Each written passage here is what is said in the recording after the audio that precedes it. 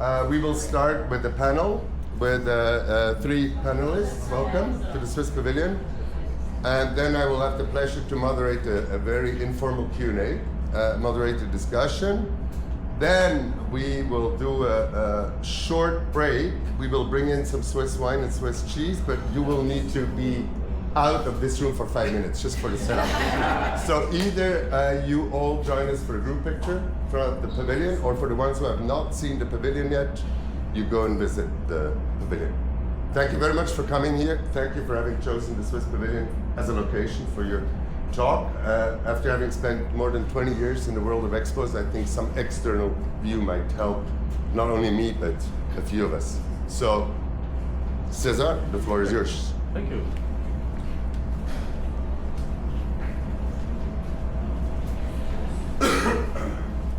Well, welcome everyone. My name is César Corona. Thank you first of all to the Swiss Pavilion, to the team. It's been really wonderful to be hosted here. Thank you all of you for spending this time. Hopefully this is valuable for all of you. So I am here wearing three hats today. So first of all, I'm here with the Institute for the Study of International Expositions. Hopefully we get to tell you a little more about it. I'm also here representing Expo Museum. This is an online community that we have since 1998 around expos. And also from representing the USC, University of Southern California, Los Angeles, Center on Public Diplomacy. So my talk, I'm sorry if I'm blocking you. So, when we talk about diplomacy, usually we think about it in these terms. So informally we say, well, it's about tact. In other settings, it's something international. And in other settings, we talk about due accreditation. Why am I talking about diplomacy today? Because I want to highlight how our world, the world of expos, is very linked to diplomacy, and how we connect to the public in general to create a scheme that we know as public diplomacy in the field. Now, I want to start with this because we, in regular language, everyday language, we talk about tact diplomacy. And in the press especially, you probably hear phrases like panda diplomacy, sports diplomacy. Most of the time that basically means that something is international. That doesn't necessarily mean that the Ministry of Foreign Affairs is doing something or there are diplomats. But in specialized language, we, and I'm talking about like the International Law Commission of the United Nations, the people who created the Convention on Diplomatic Relations, that's a very specific diplomacy. That means accreditation. That's ministries of foreign affairs, heads of state, heads of government actually taking every step so the person can represent a government. So for this presentation, I'm using my definition of diplomacy. Basically, we use a communication framework where there's a source, a message, a channel, a recipient, and an effect. Diplomacy is basically the source. If the source is duly accredited, and this might be different in each country, then we're talking about diplomacy. Duly accredited to represent a sovereign political entity. Traditional diplomacy, and sorry, this is just a little bit of theory that I'll go into what's more attractive about expos. Traditional diplomacy is when duly accredited representatives of one sovereign political entity talk to their counterparts who are the same, duly accredited representatives of a sovereign political entity. Now, getting to the interesting bit here. In our world of nation branding, promoting countries, we tend to put the expos together with other mega events, like the Men's World Cup, for example, or the Summer Olympic Games. However, I want to highlight that FIFA and the IOC are private organizations. Unlike the BIE, which is kind of like analog to the United Nations. It was created by a treaty Then countries send their delegates who are duly accredited to represent. So that's our main, our starting point when we talk about diplomacy. This is different. I mean, this is more like international in the sense I mentioned before. This is more due accreditation. So really briefly, for the BIE, countries send their delegates, duly accredited delegates, to be participate there, mostly in the Assembly General, but in other ways too. IOC and FIFA send their delegates to other countries, their representatives. So it's the private organization being represented abroad. One thing, that's an interesting thing I found when doing this research. I really didn't know that athletes in Olympic Games, according to the Olympic Charter, are not representing countries. I mean, we do it because I think it's very appealing to see the charts and we like the flags, we like to see ourselves represented, but in the Charter, it's like this, it's private people, private teams. Not to say that these aren't important. I mean, of course, it's just different, a different kind of connection with people from other countries, a different kind of pride when we see our country winning or doing their best effort. But just for the sake of diplomacy. Another interesting difference is that Olympic Games and World Cup tend to present the host country abroad. It's outwards. In the case of Expos, it's the other way around. The country invites the world in. So this is for the benefit of the local people. And that's something to think about in your positions, because sometimes, and I have seen this, especially when there are preparations for a pavilion and people haven't lived an expo. Sometimes they expect international projection, and probably you have seen that it's very local. I mean, there's no broadcasting of expos. It's just experiential in the place. So here is where we get to materialization of diplomacy in the expo. According to the convention related to international exhibitions, each participating country has two duly accredited commissioners. Commissioner General, in this case, commissioners in smaller expos. So everything done in your national section has to go through a Commissioner General. It has to be recognized. Some commissioners are very involved. Manuel is an example. Some commissioners just pass the project to someone else, and it's a missed opportunity. Because after all this work, the BIE, all what's happening to prepare an expo, to then receive that due accreditation and let it go, it's a shame. It's a waste of an opportunity. So, well, just one image of that process of accrediting. In this case, the Minister of Foreign Affairs, Secretary of State of the U.S. That was the Commissioner General for the U.S. in Milan. But you also have, and I'm talking about Commissioners General, the College of Commissioners General, Steering Committee. That's a place where you have this multilateral diplomacy, a group of people representing, duly accredited to represent their country. But also the membership to the BIE. Not every country here is a member of the BIE. But for those who are, there's, I mean, not only the interaction that the organization brings, but also the memory, the knowledge that has been accumulated. And I don't know if your countries use them, but that library has a lot of information from different countries and different expos. And the requirement that invitations and confirmations of participation are only sent through diplomatic channels. So this is what makes expos different from other mega events. And what the reason why I chose this topic today is because I have seen countries focus so much on the World Cup, on the Olympic Games, and then they forget about the expo. And I mean, seeing ministries of foreign affairs using public funds, not that it's bad. I mean, I think it's a good opportunity to take to participate in the World Cups and the Olympic Games and do this promotion around, but not to abandon the expo. And going to the public now.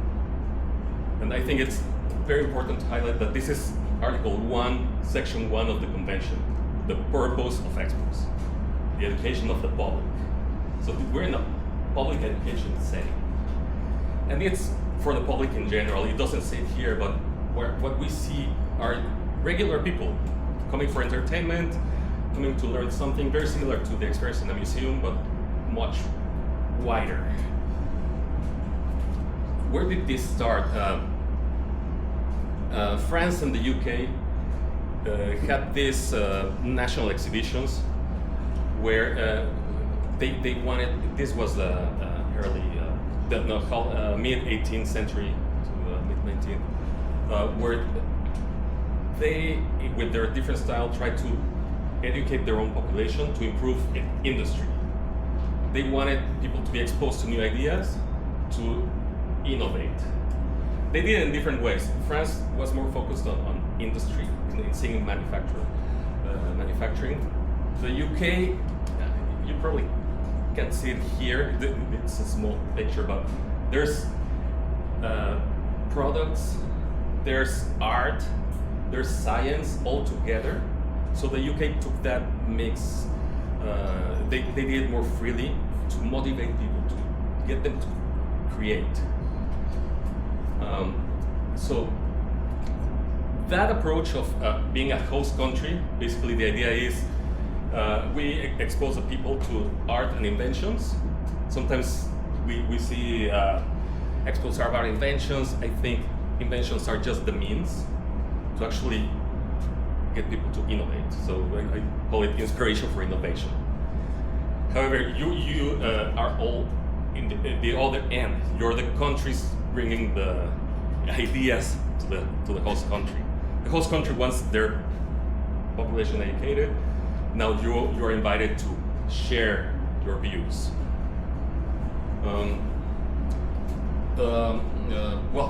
There were these national exhibitions. First time they actually invited others was 1851. It was a French idea, not the UK. But in 1849 they were talking about it. France decided not to turn their national exhibition into international. Henry Cole from the UK heard the idea and brought it to Prince Albert, and they decided to invite other countries, and that's what we consider the first Expo. So public diplomacy, it's basically the same idea of diplomacy, but the recipient is a private person in a different jurisdiction. So that's where the scheme connects diplomats, mostly through there's a machinery, but there's a machinery that eventually lands into the figure of Commissioner General. It gets the authenticity, the legitimacy there, but then the counterpart is the public.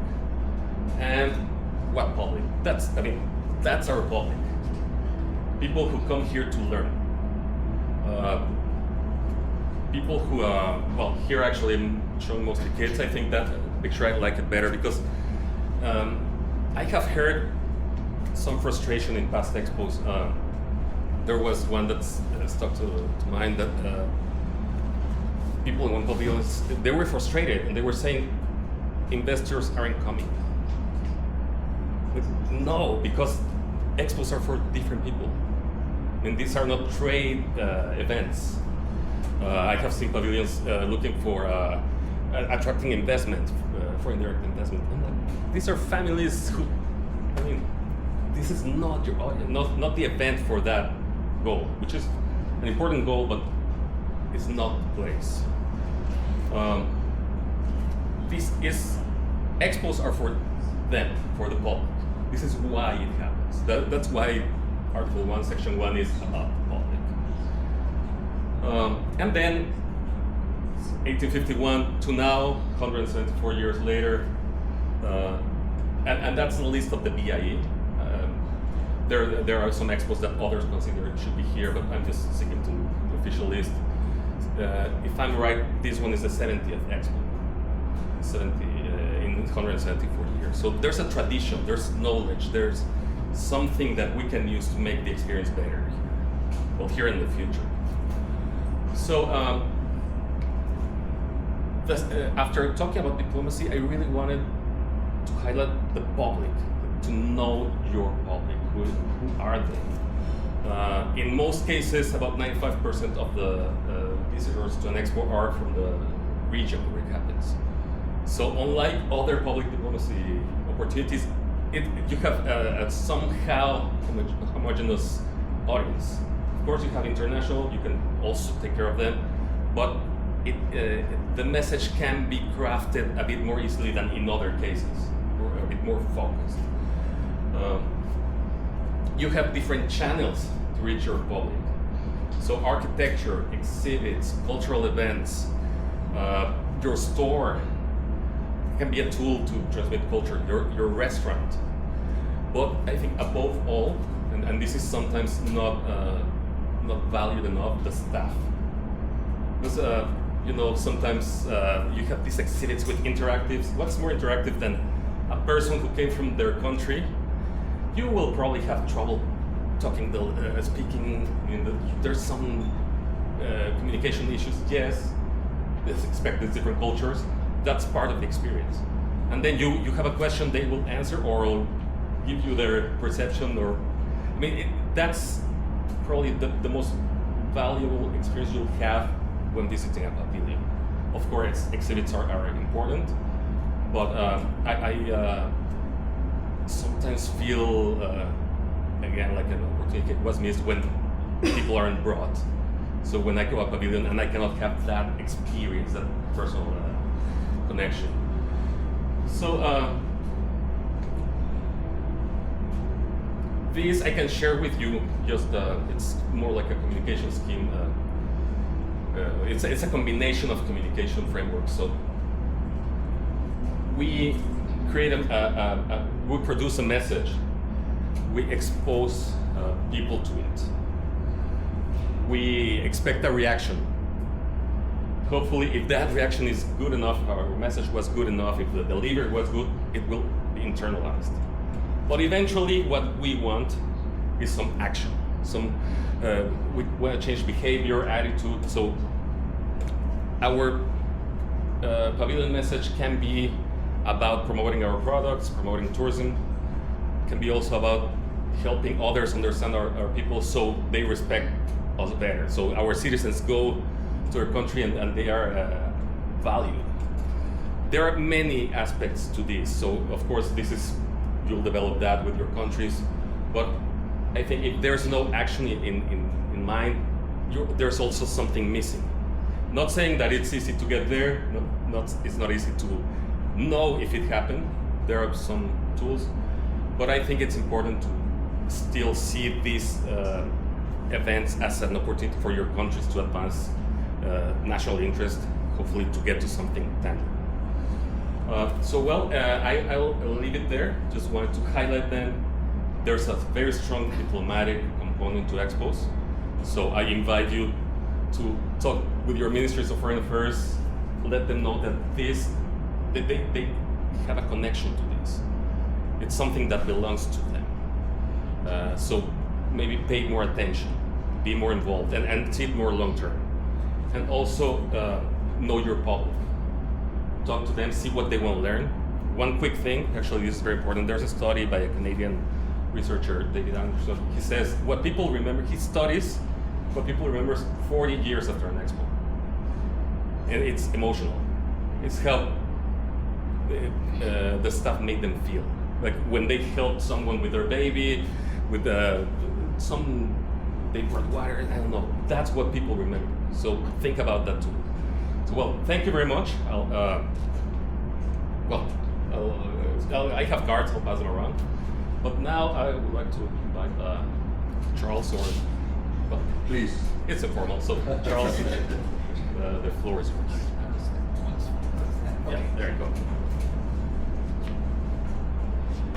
Good morning, everybody. Thank you for coming today. I'm Charles Pappas. I'm with ISIE. I'm also with Exhibitor Magazine, which covers the exhibition industry in the United States. And on occasion, I write books on Expo that some people find amusing. So today, I want to talk about the moment made and the moment missed. When Thomas Edison We'll be better with light. You'll have to excuse me because at some point I'll talk into this. Okay, so I want to talk about the moment made and the moment missed. And by that I mean when Thomas Edison washed up on the shores of France for the 1889 exposition, he started talking with people about generating electricity from ocean waves. He talked with Annie Oakley, the cowgirl and sharpshooter, about creating an electric gun. On the other hand, he laughed at the idea of color photography and absolutely laughed out of there a French inventor who wanted to work with him on a crazy idea called the electric toothbrush. Edison got some things very, very right, and he got some things very, very wrong. Expos are like that. We have blind spots. We don't always know what those blind spots are. We have the things we've done so very well, the moments made, and some things not so well, the moments missed. Remaking cities. At the very first Expo, the Great Exhibition in 1851, the co-founder of it, Prince Albert, called it a sacred mission. It was also a lucrative mission. The profits from that helped establish an area they still called Albertopolis in London. Royal Music Hall, Natural History Museum, the Victoria and Albert Museum, it all helped remake the city. But when it comes to remaking cities, nobody does it like the French. In 1855, the French were going to hold their first Expo. And they put in charge of it someone nicknamed the Demolisher. It sounds like a nickname of a Marvel Universe comic movie, but it's not. Napoleon III looked around Paris at that point. He saw it was plagued by overcrowding, plagued by poverty. How do you change it? What's the solution? He put a man called George Haussmann in charge. Haussmann, the Demolisher, took a wrecking ball to Paris. Just like, however, Michelangelo had the Medicis as his patron, he had Napoleon III as his patron and Expo as his muse. He knocked down 20,000 homes for the Expo, 20,000 buildings, excuse me, that contained 120,000 homes, even his own. He had no sentimentality about what he was doing. In place of those, he put in 34,000 new buildings, including what was known as the Haussmann style. Basically 12 to 20 meters high, a very steeply sloped mansard roof, and made from a locally sourced limestone that was the color of cream. Now beyond that, he opened up the parks. He created wide avenues that were up to 24 meters wide, which would fulfill Napoleon's vision of Paris to air, unify, and beautify it through the Expo. He even designed the decorative bandstands and lampstands in the park. And what he also did, though, was set the template for what Paris could do with the later Expos, to build the Eiffel Tower, to put in the what became the Muse d'Orsay, the Pont Alexander Bridge, the Petit and Grand Palais.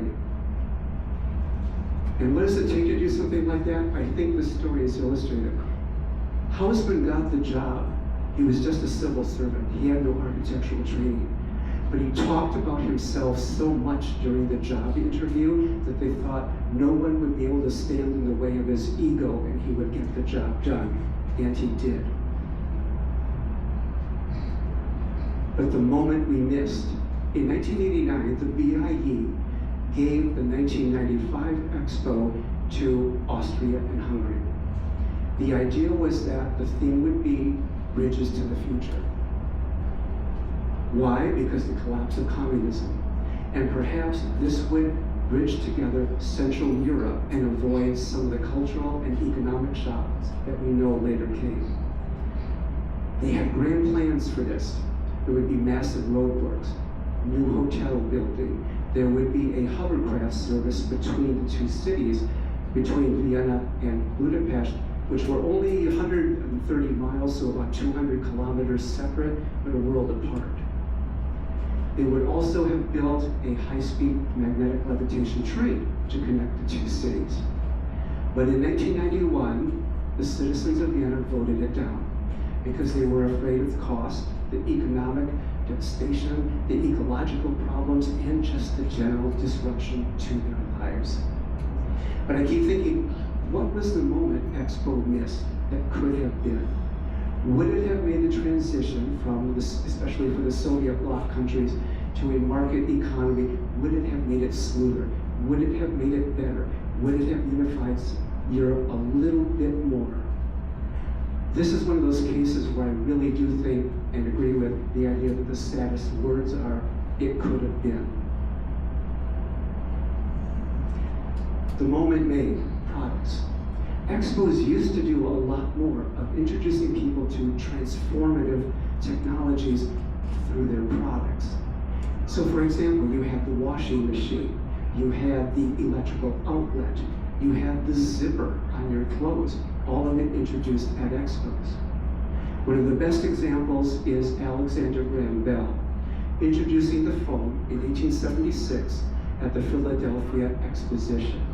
Now he used 21st century marketing here. First, he's doing a live experiential demonstration, meaning if it fails, well, it fails. But because it's live, if it works, it proves your product, it proves the technology. And he used a social influencer, Dom Pedro, Emperor of Brazil, who answers the phone, listens to somebody, and exclaims to the audience, "My God, it talks." So from 0 phones in 1876 in America, there are 600,000 by the end of the century. 1889, Paris. It's called a musical orgy because you could hear everyone from Rimsky-Korsakov to watching Debussy walk the grounds, and his ears perk up when he hears gamelan music from Java for the first time and decides coincidentally to just upend Western music with that. But nothing was more seductive than the sounds coming from Thomas Edison's exhibit. They gave him around 700 square meters to put his phonographs in. And what he did, he allowed people to come up and listen to any of them using a prototype of the earbuds you use today to listen to Spotify or a podcast. You could hear the French national anthem, Les Marseillaise, or any of 50 languages spoken at that time on the records Edison brought in. And Edison also did another rather clever device to draw people's attention to the technology. He had an assistant scour Europe for celebrities and record them. So his assistant got the voice of Chancellor Bismarck of Germany, Brahms the composer, and he also got Helmuth von Moltke, which probably means nothing, but he was a German military strategist, and his is the only voice of a man born in the 18th century that's been recorded. 0 records sold, and this year, 3 million per year selling by 1900. But again, what we used to do was introduce the technology through products that people could access, that people could use, and people could get excited about. What did we miss, though? At the 1878 Expo, Augustin Mouchot showed off a solar collector. It used a series of mirrors to collect the sun's rays and heat a black copper kettle of water. And the water powers, the steam rather, from the water powers a refrigeration unit that creates ice. This is solar power 150 years ago. What happened? After the Expo, did he become famous? Did he become rich? No, Mouchot died penniless in Paris in 1912, completely forgotten. What happened was, even though this was at Expo, the first oil well had been drilled 19 years before, and with the expanding railroad networks in Europe and America, you could transport fossil fuels cheaply and easily. Expo had the moment, and yet in many ways Expo missed the moment because we could have focused on solar power, again, almost 150 years ago. Where would we be today if we hadn't missed some of that moment? Explaining technology is kind of related to this. Now, in the 1964-65 World's Fair in New York, IBM had a problem. They were being blamed for a recession in the late 1950s in America, and public intellectuals like Louis Mumford and Norbert Weiner were starting to warn of what would happen when computers proliferated in American life. So they hired Eero Saarinen, who had built the St. Louis Gateway Arch, to build their pavilion. They lined up under a grove of trees 45 feet high, except they're made of steel. The round orb is the Selectric ball from the Selectric typewriter that was kind of the Macintosh of its day. It was very high-tech. And they embossed the word IBM 1,000 times around that ball. But the best part is, when those people walked around, the front of it opened like a mouth. 500 people gathered in it at a time, and they moved 9 stories in the air in the dark. The mouth closes. 14 projectors come on 9 different screens, explaining computer technology in terms people can access. For instance, a football coach diagramming plays and showing how a play would be used. A housewife showing how she plans a recipe and cooks with a recipe. And I apologize for the gender stereotyping, but it was 1964. Now, in 15 minutes, it emptied out. And you walked over to a puppet show with Sherlock Holmes and John Watson showing you how they solve crimes using binary logic. Yes, no, computer logic. So again, easy, accessible metaphors that people get. Finally, after that, you could go over to a computer station and you could tell a guy what your birthday was, and he would feed it into the computer, and it would access a New York Times database for headlines on what happened that day you were born.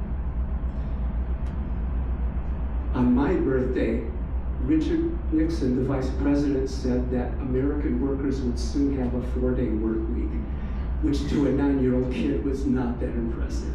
But nonetheless, I left that exhibit thinking IBM was computers, computers were IBM. And maybe more importantly, I felt like I understood, even at that age, how computers worked and that they were friend, not foe. But the moment missed. Even the Great Exhibition, the first exhibition, the prototype of all of them to come for the last 2 centuries, really missed the boat. Charles Babbage, the inventor of the difference engine, wanted to display it. He petitioned the organizers of the Great Exhibition to put it there. Now remember, this is the ancestor of everything from your iPhone to your laptop. No one really got it, so they denied him permission to show the difference engine. And of course, he fumed about it. He was a difficult man. He was sort of the Elon Musk of his day. But what he did is he wrote a denunciation of the show with a pen that I can only describe as dipped in arsenic. But he was right. They missed it.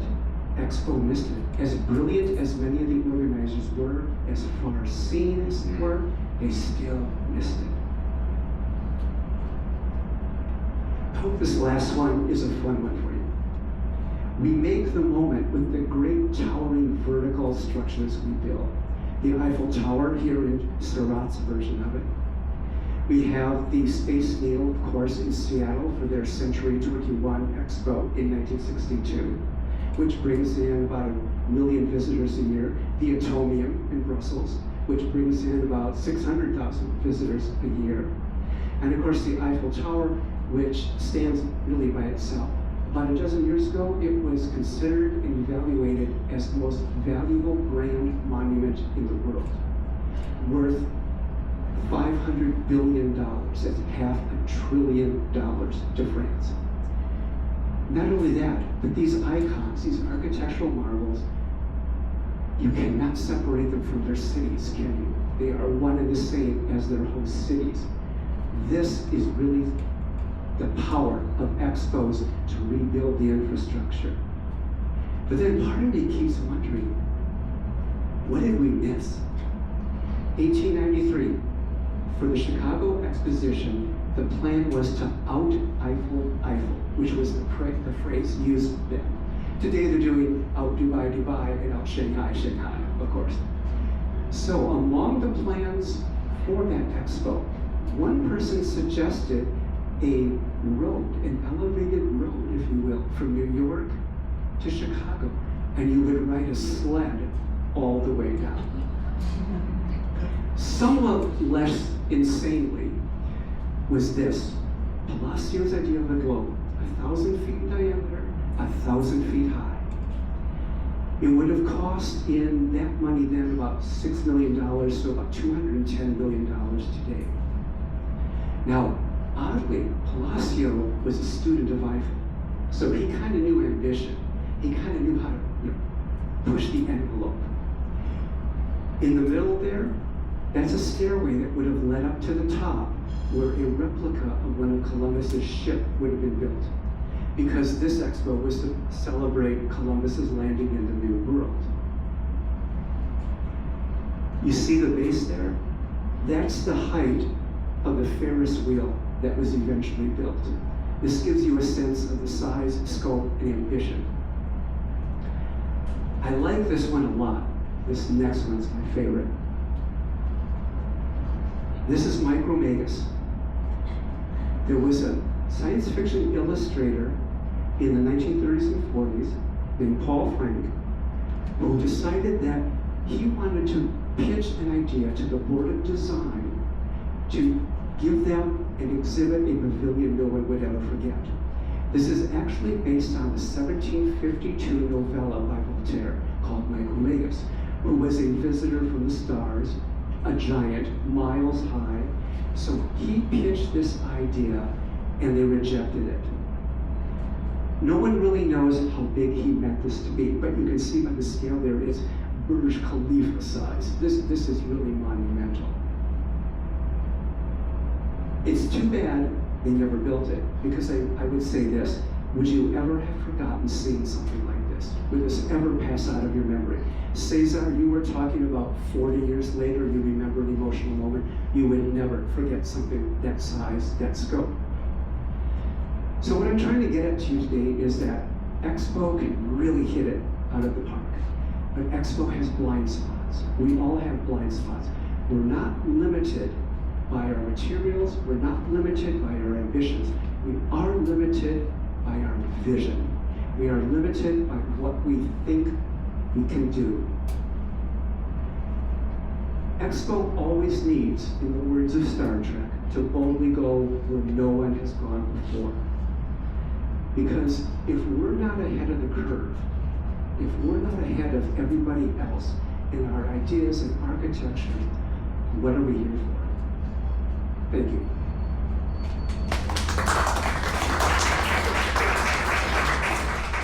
And now if I could, let me turn it over to Lisa Schrenk.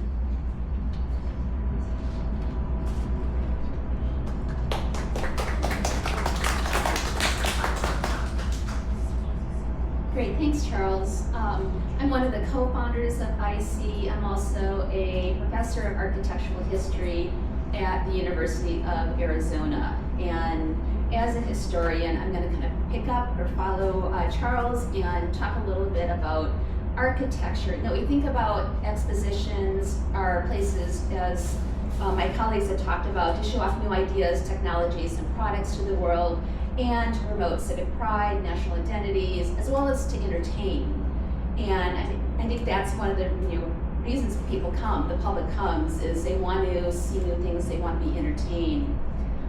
But beginning at the beginning with the Crystal Palace in London in 1851, architecture has formed one of the most memorable elements of these events, as Charles has talked about. And while much of what's in the forefront of our minds today is Expo 2025, it's here, it's now, as an architectural historian, I want us to think about how we can learn from the past, some of the lessons that Charles has talked about, and really thinking about what we can learn from the past to create better expositions in the future. And so I picked out a few examples from earlier expositions that have had impact on architecture, sometimes the broader field of architecture, sometimes later expositions. And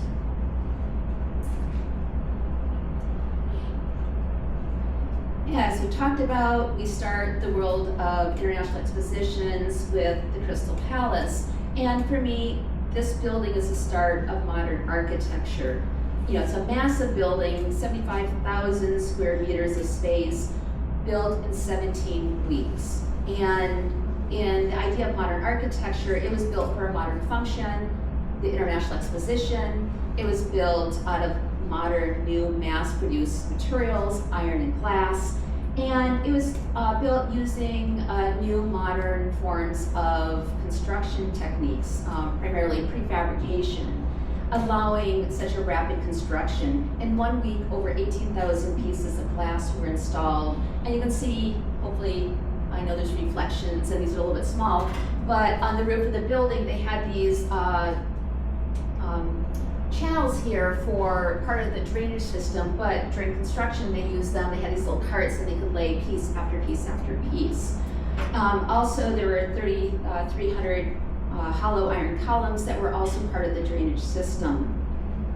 Now, if we turn to Paris, where we have an exposition about every 11 years in the second half of the 19th century, one of, I think, the most interesting exposition buildings architecturally was for the 1867 fair. Like the Crystal Palace, one big temporary hall, we begin to have national pavilions for the first time around it. But this first building, what we need to think of it as a pizza or as a pie, where there were 7 concentric galleries. Each gallery had a different type of exhibit. And then different countries were laid out in different sizes of pies. So France has a large one, Russia and other countries. And this was genius in the fact that if you wanted to see all of the Swiss exhibits, you hung out in that piece of the pie. But if you were interested in all of the machinery, you circumambulated the building. And there's also this aspect of the sublime, where you always kind of get a hint that there's something around the corner, drawing people forward through the pavilion. And of course, and at that building, there was some iron technology used in that building, designed by no other than Gustav Eiffel. And of course, that takes us to 1889. And we talked a little bit about the Eiffel Tower, but there are actually 2 structures that were built to be temporary. I mean, the Eiffel Tower, I think, was supposed to last about 20 years, kind of pay it off and take it down. And you can see, as Charles talked about, the impact of keeping that structure. And the last I've heard, there's kind of a debate whether the ring is going to stay, and I think we've got a good argument for keeping it here. And this building, imagine Paris, 1889, you know, the little structures around it, and then having this thing built. And it's all an engineering solution. How do you build a structure as tall as possible? It's about 1,000 feet, about 330 meters tall. And so the design is looking at how do we use the least amount of materials, make something stable that is massive. Over 2.5 million rivets, about 18,000 pieces of wrought iron. And there were huge protests about the size, the aesthetics, the purpose, the design. Technicians thought it was going to collapse. People were kind of afraid to go under it. Artists felt that the pure structural frame was not elegant enough. And you can see a little bit of ornamentation under the arches that was added to try to appease try to make it a little bit like architecture with a capital A as opposed to a pure structure or building. And there were 4 prominent artists and architects that protested, wrote this letter, including Charles Garnier, the architect of the Paris Opera House, Yes, and I want to read just a couple little clips from it because it's really great. This really falls more under Charles's kind of umbrella. But they talk about we defenders of the beauty of Paris that was until now intact are protesting in the name of the underestimated taste of the French, in the name of French art and history under threat, against the erection of this in the very heart of our capital, of this useless and monstrous Eiffel Tower. Will the city of Paris continue to associate itself with the fancies of a builder of machines, thereby making itself irreparably ugly and bringing dishonor to itself?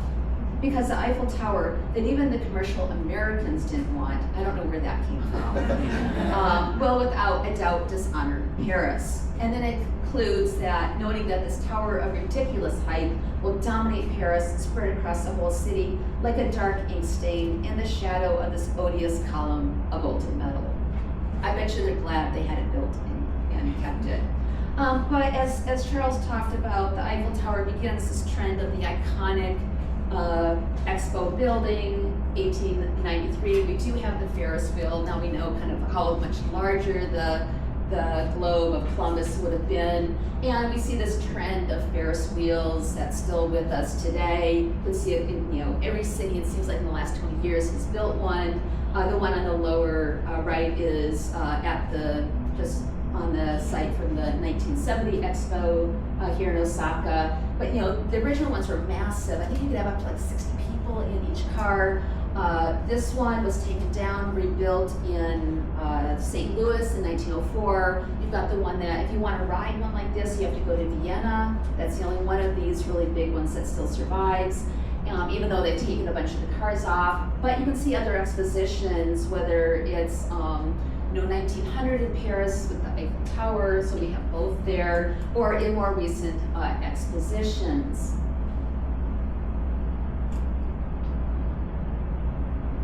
So, going back to 1889, the large structure that was built to hold all the exhibits, the gallery of machines, also was really innovative architecturally in the fact that the hinges, you have these 3 hinge arches. So there is a small connection at the top and they come down to small points. This gave the building a little flexibility and allowed it to be easier to handle uneven settlement as well as expansion and contraction. When metal heats up, it expands. When it gets cold, it contracts. So it allowed for that.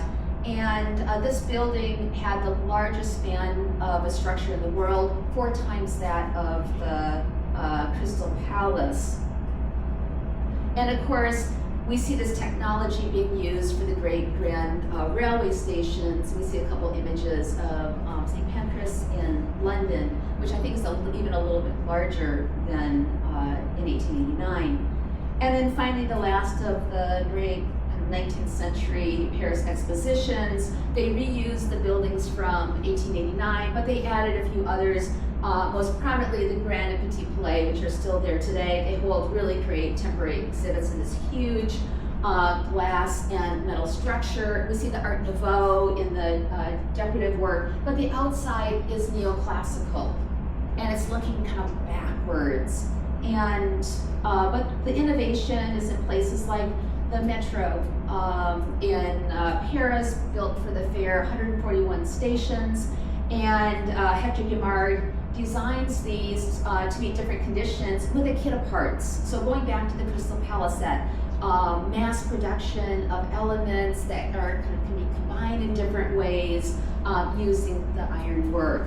And one of the kind of fun aspects of this fair is the moving walkway, where you have kind of stationary that's about 3 miles per hour and 6 miles per hour, and there's great film footage you can find online of these people in these fancy Victorian dresses trying to get from one level to another. And of course, we see moving sidewalks or walkways. It actually doesn't begin here. It begins 7 years later in Chicago, where Joseph Lyman Silsby, who was Frank Lloyd Wright's first employer, and I'll come back to Wright in a second, he wanted to do essentially the same thing, but they wouldn't let him do it around the fairgrounds, but they did give him the pier into Lake Michigan that's right here. So a really similar design with the 2 different speeds. And of course, we see those still in recent expos, the US Pavilion in Dubai with its moving walkway, and German Pavilion today, where you can go around in circles very slowly on it. So Chicago, for architects, for progressive architects, particularly in Chicago, this was a horror. This was, somebody like Louis Sullivan talks about this event set architectural development back 50 years. And we have this wave of neoclassicism with this Roman architecture and these grand palaces, primarily built by New York and East Coast architects, and built out of staff or plaster of Paris. And you can see when the building is over, you have a bunch of trash essentially left. But there was a whole wave of these neoclassical expositions in the United States that were kind of mimicking the success of the 1893 fair. There was one pavilion that strongly influenced progressive architects and artists, and that was the Hoden, modeled after the Temple of Phoenix Hall, or Hoden, that is in Uji, not that far from here. It's also in the back of the 10 yen coin. And this just strongly influenced people, designers, people like Frank Lloyd Wright, who's the most prominent, probably American architect of all times. He goes on to St. Louis and visits that fair and is wowed by the Japanese exhibits, as well as other exhibits like the Secessionists and some of the modern architecture in Europe. This is the first time that architects in the US had a chance to see examples firsthand. But for Frank Lloyd Wright, he ends up spending 3 months in early 1905 here in Japan. So really, finally, I think this is what got him to think about, oh, I really want to visit Japan firsthand. And then in the years after, he ends up designing quite a few buildings for Japan. He goes after the commission for the Imperial Hotel in Tokyo. He's like, he wanted that, and nobody else was going to get that. Unfortunately, the building was torn down in 1967. If you want to see the center part, it was moved to Mejibura, which is kind of an architectural Disneyland here in Japan. You can have tea and keiki still in the Imperial Hotel.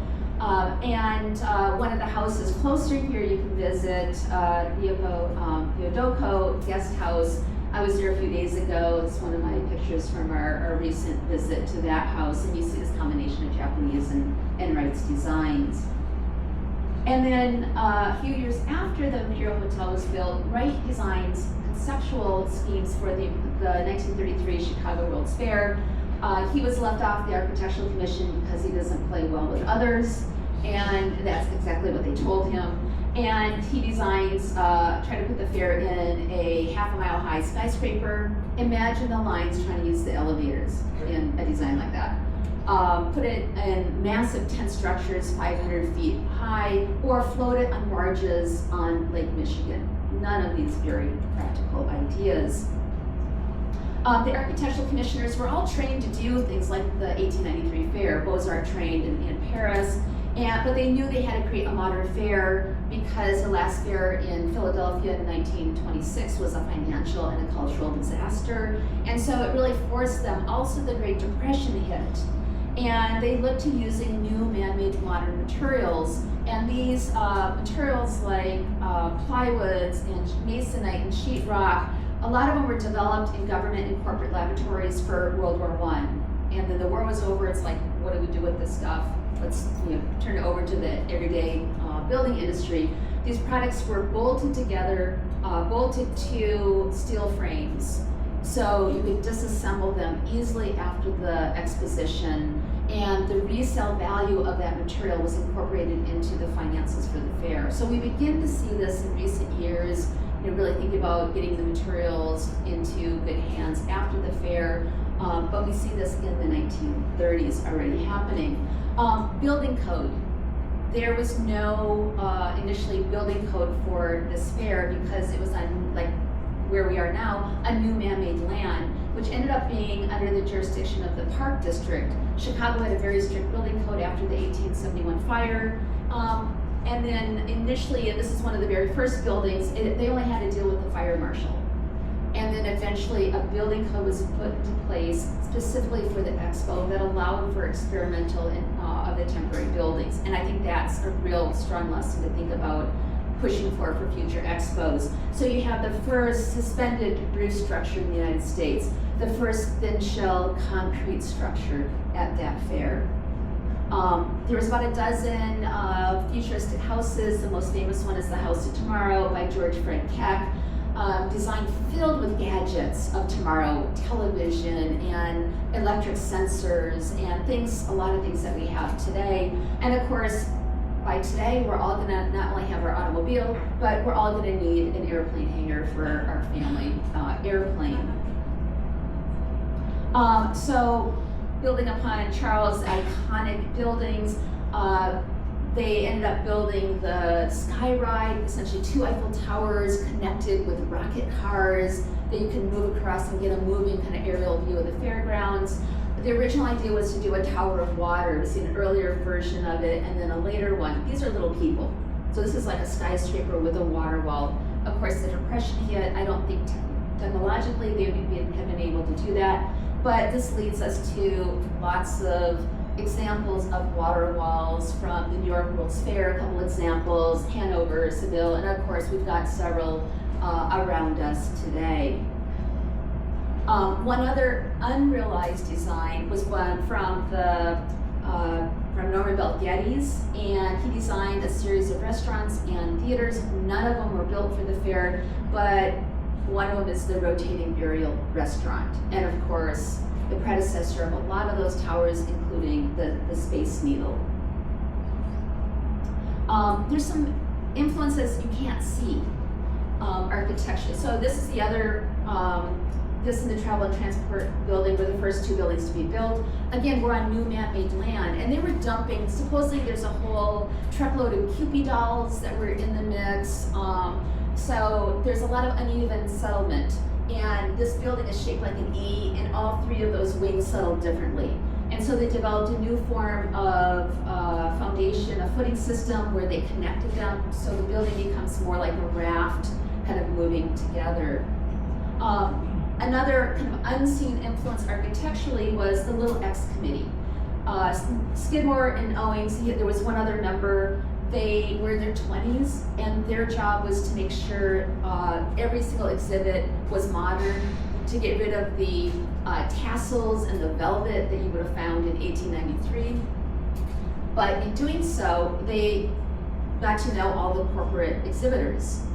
And they joined with another partner, Mural, and formed SOM, and designed. They were the largest architectural firm in the 20th century, designing some of the largest, tallest buildings in Chicago and in the world.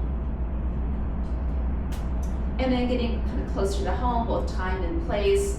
You think about Expo 70 with Metabolist, we see the space industry and the ideas being pulled for pavilions. We have Mr. Fuller in Montreal in 67 with his geodesic dome and the space exhibits inside.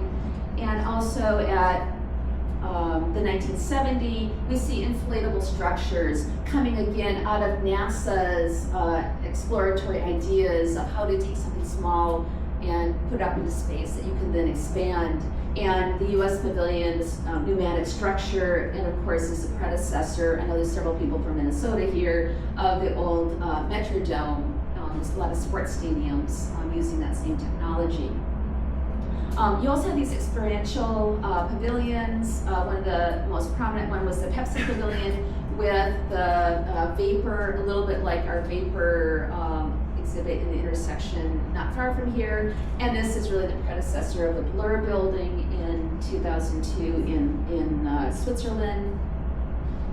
And then Hanover, we see the recycling and the reusing as being part of the early sustainability movement. Shigeruban's Japanese pavilion made out of recycled paper and then recycled, or you've got the Swiss Pavilion by Peter Zumthor, the wood being reused for Expo 2002, and my understanding the building still exists today.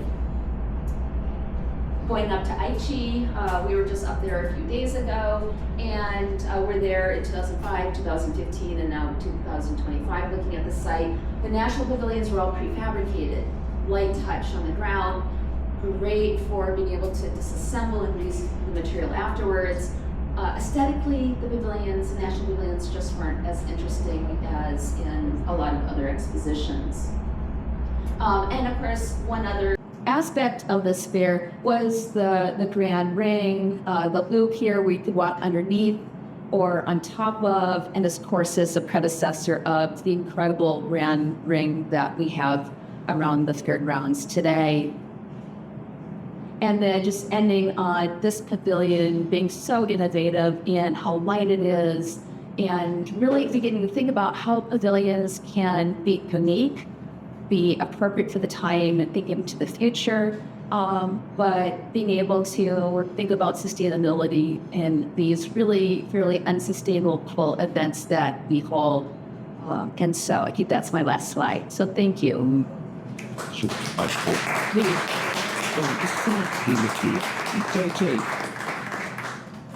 Thank you very much.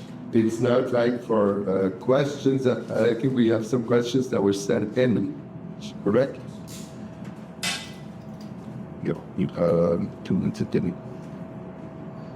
But maybe we take a question from the floor first. We can talk about public diplomacy, we can talk about architecture. I would like to talk about sustainability personally.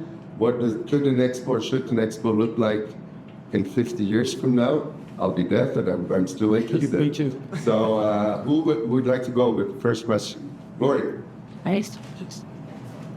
Thank you. First of all, Manuel, thank you for hosting a very timely presentation and discussion, as many of us are fast forwarding to the legacy of this expo, and also trying to come up with rationale and justification as to how we can use public funds going forward. So on that front, in terms of this being a preeminent public diplomacy platform, perhaps a comment or a provocation tied to a question. One of the challenges, I think, of expos is the public, it used to be welcoming the world. When at Montreal 1967, as an example.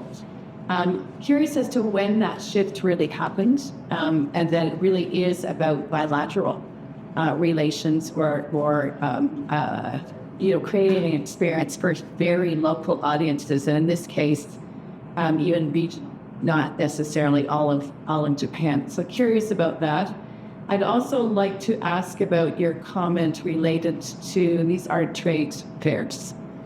And because many of us need to play at least the economic diplomacy card in order to justify the use of public funds for these elements. And actually some do it very well. Some manage to have very active B2B programs, not just economic diplomacy. So would like to probe on that as well, just to get things started. Thanks. Terrific. Thank you, Lori. So I'm going to start with the second question. Yes, it's really hard to put public funds into a big project like this and then not see what you're getting. So I think it's very valuable for participants to have those other projects, not only commercial or trade related, but being political too. So I think this is a very good platform to bring those other bigger players together and in some cases meet with more than one country, but they're here. Now that's been a challenge, evaluating like how do you justify. I have seen some countries that tell back their governments that they are gonna promote trade and investment, and that's how they justify it, and they say, well, that is not coming in a few years. It's really hard to attribute or to prove that something that was shown here actually happened because the person is here. I'm starting to look into how museums justify their existence.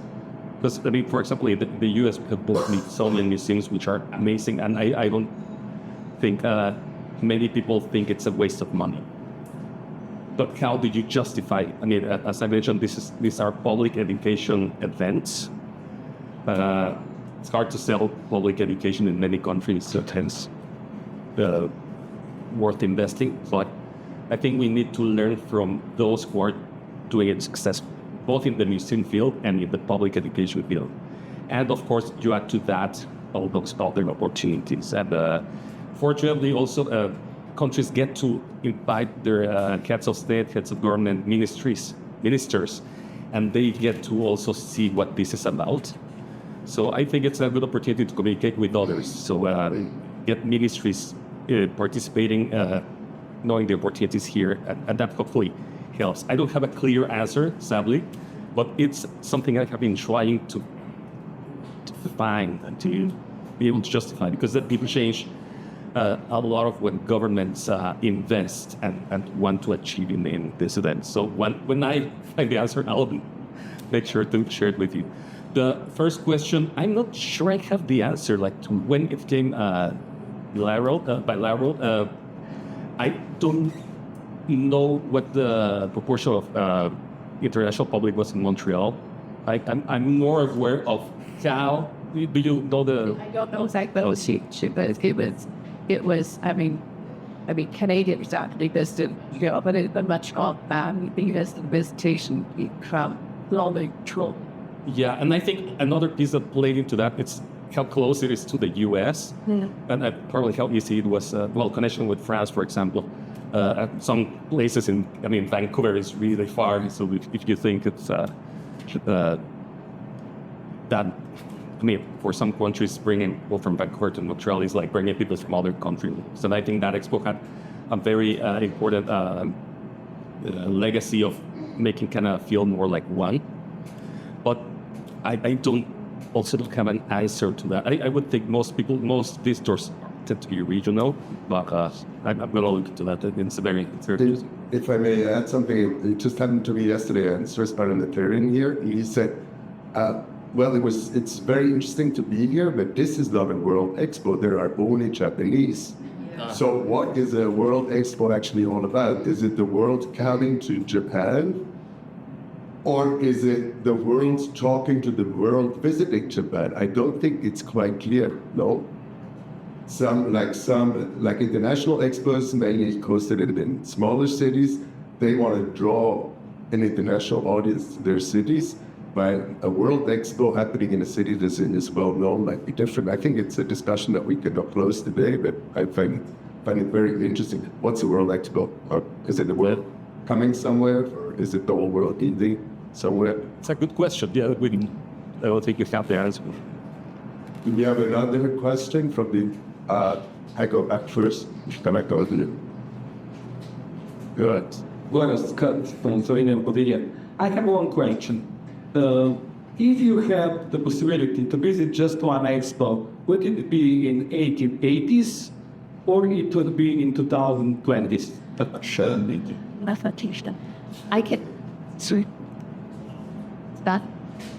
I can answer that. It would, for me, it'd be 1933 Chicago, because that's where most of my research has been, and that's kind of was my kind of entrance point to getting excited about these events. So I'd love to get in a time machine to go back. Gotcha.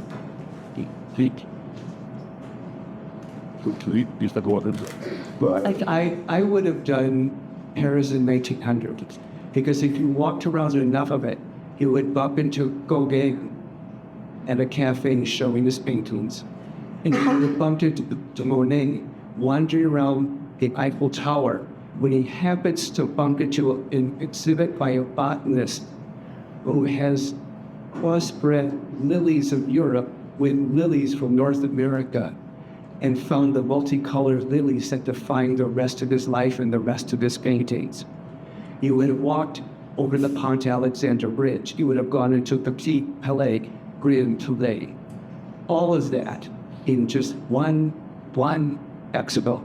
Join At that time, 50 million people in a country whose population was 40 million at that point. That's the one I think I would have gone to if I had just one choice. For me, it would either be Expo 67 or in Montreal or Expo 92 in Seville. I think I'm gonna choose one, 92. More because I'm Mexican. I'm also a U.S. citizen, but I live in Mexico, and that Expo was very significant because it was 500 years of Christopher Columbus coming to America. For Spain, it was a celebration. For us, it wasn't necessarily. I mean, we have to accept that we are part and European. So Mexico in that Expo had this very strong opinion to the point that they had a broadcasting center in the pavilion. They broadcasted the news to Latin America from the Expo or during the whole Expo. I think it's probably one of the times that I have seen Latin America being more proud and more willing to show Europe what they are. And it was also a great party. They closed at 4 a.m. So you can imagine how that was. Thank you for the question. As I work in Sevilla, and I also probably like to look at there was possible the correspondence like the those night. And that Expo was the World Expos Sevilla and Sevilla's World. The next techniques development will be done. Except in the end, so we send with some elements of glass. Thank you. No, thank you.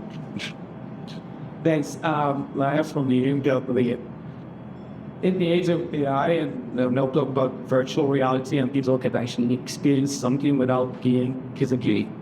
What will the future of Expos be? Or could there be an enhancement of virtual Expos to actually invite more people? I think the virtual Expo for Osaka is very clunky and difficult to look that hardly people are going there, but virtual Expo in Dubai has 250 to 125 million visitors to meet. So in the age of AI, we think things.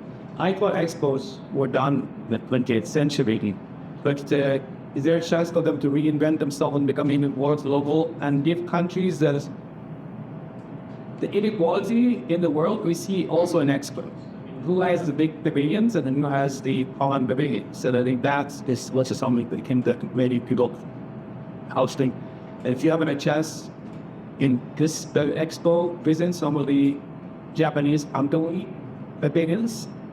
That's where also you see the things that you don't expect to see. Yeah, I've worked with Minnesota trying to bring folks here back to the U.S. since 2015, and I've engaged several courses on my students and brought them up to Minnesota and had them work. One group worked on gateways. I complained about kind of the Milan experience where you went through over railroad tracks. You felt like you were in a parking garage and like get some hits of pink or something, and they kind of grasped that. And the second time was looking at the theme of health and well-being. And some of the ideas students were looking at is how can you move the fair outwards and having little pavilions in different countries, that then you've got digital connection to the fairgrounds. And I think there's ways to be able to, not just help, you get little help, little kiosks that people can go to and then connect to the fairgrounds, and people at fairgrounds connect to those countries. So I think there's ways with technology to be able to reach more of the 8 billion people beyond the small fraction that can afford to attend an exposition. I think those are really good points. But I think it harness character is what I talked about beyond. So we don't do products individually exponentially or mostly overarching technology.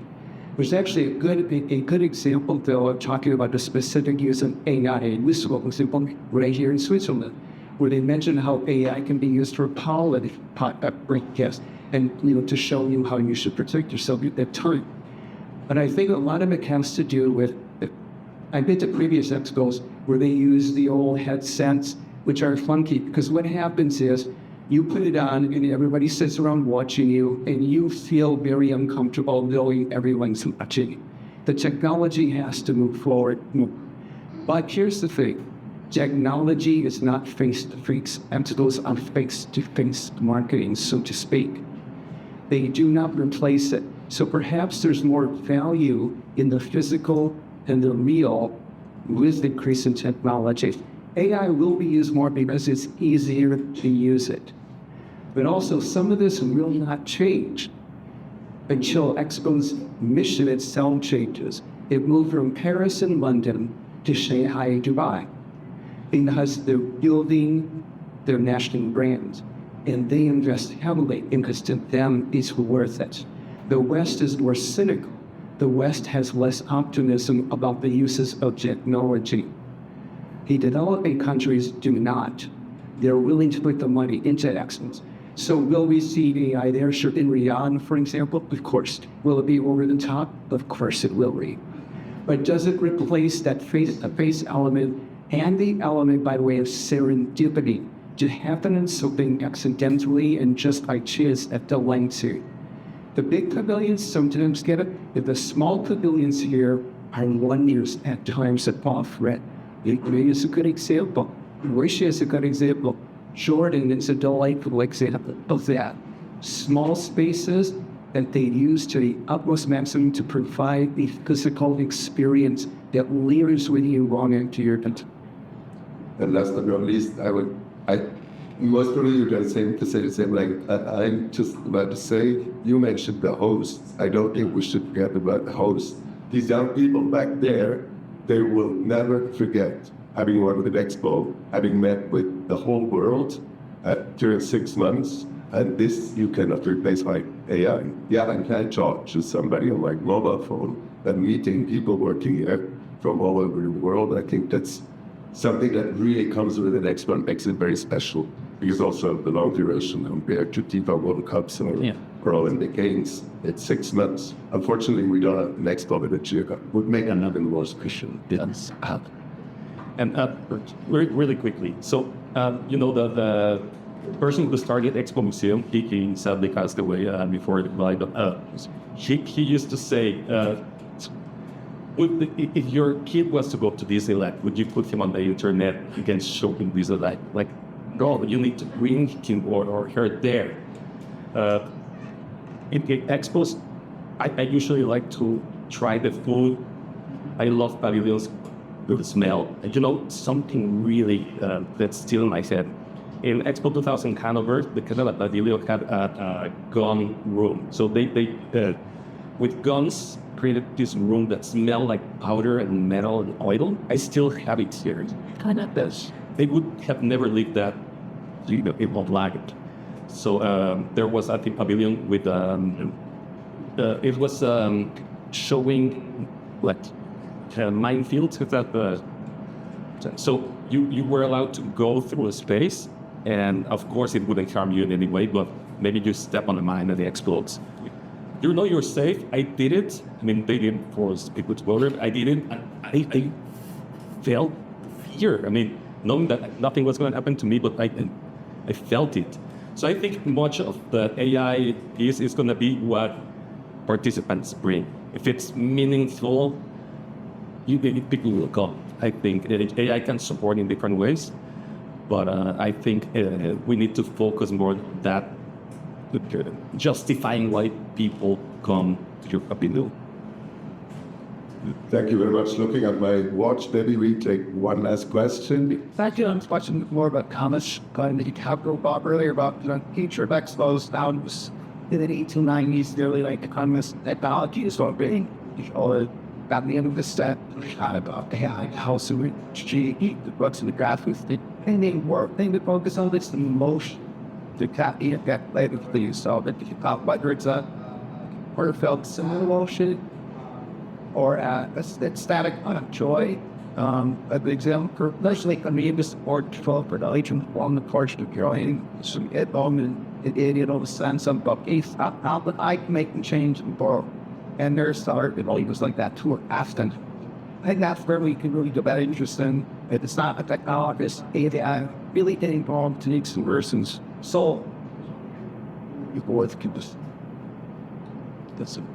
What a lesson. Just like it's painted. Well, thank you very much. I suggest we stop with the Q&A. There will be ample time for us to meet bilaterally, multilaterally during the apero. I would now like to ask you to take whatever you have on your chair and put it there, leave this room and enjoy the heat for 5 minutes and come back. The chair can Pardon? sit on the beach. The team is there to give you instructions.